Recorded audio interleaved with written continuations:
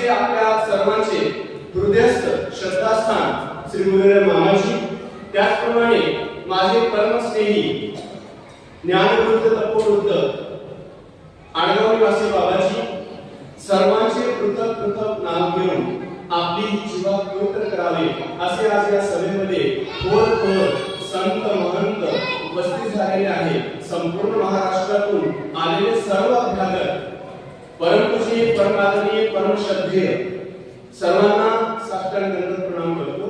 सभेत उपस्थित सर्व मार्गस्थ आणि संपूर्ण महाराष्ट्रातून आलेले सर्व वास्तविक वर्ग, आज आपण इथे संन्यास विधीच्या निमित्ताने उपस्थित झालेले आहोत। मला स्वामी श्री चक्रधरजी पैठणला असताना एक प्रसंग आठवला। महागाईचा वाराणसी म्हणून आल्यानंतर स्वामींची त्यांनी भेट घेतली आणि त्या स्वामींना अत्यंत विनंतीपूर्वक आणि आग्रहाने म्हणतात, जीजी आपण असं म्हटले होते की बाई तू वाराणसीमध्ये जाऊन या, मग तुम्हाला आम्ही संन्यास देऊ। तर जीजी मग संन्यास द्यावा। स्वामी बाई कर्मघाटीमध्ये कमरेइतक्या पाण्यामध्ये उभे राहून आणि दोन्ही हात वर करून संन्यासोहम म्हणतात, मग तेने करून संन्यास होते असं नव्हे।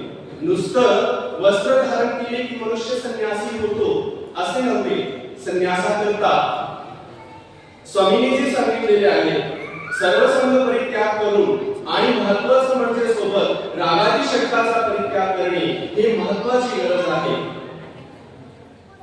आणि त्याच विषयाला द्वारकाधीश श्री कृष्ण महाराज म्हणतात, अनाश्रित कर्म फलम कार्यम कर्म करोति ससन्यासी संयोगीच न निरग्नी न च क्रिया।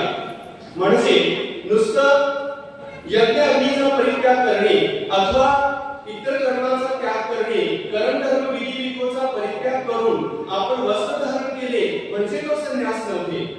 संन्यासाकरता आजही आपण सर्वसंग परित्याग करतो आणि संन्यास वस्त्र धारण करतो आणि मार्गात आल्यानंतर साधकात्याने विहित केलेले असेपरीचा आचरण करत असताना सुद्धा आपल्या मनामध्ये बरेचशा काही इच्छा आकांक्षा उत्पन्न होत असतात, बरेचसे काही मानमान्यता आणि कीर्तीचा अभिलाषा उत्पन्न होत असतात। म्हणून या सर्वांचा परित्याग करून कुठल्याही फळाची अपेक्षा न करताना, परमार्थ सेवादास्य करताना किंवा आपल्या नीतिविधीचे आचरण करीत असताना, कुठल्याही प्रकारची सेवादास्य करताना कुठलीही फळाची अपेक्षा न ठेवून जो संन्यास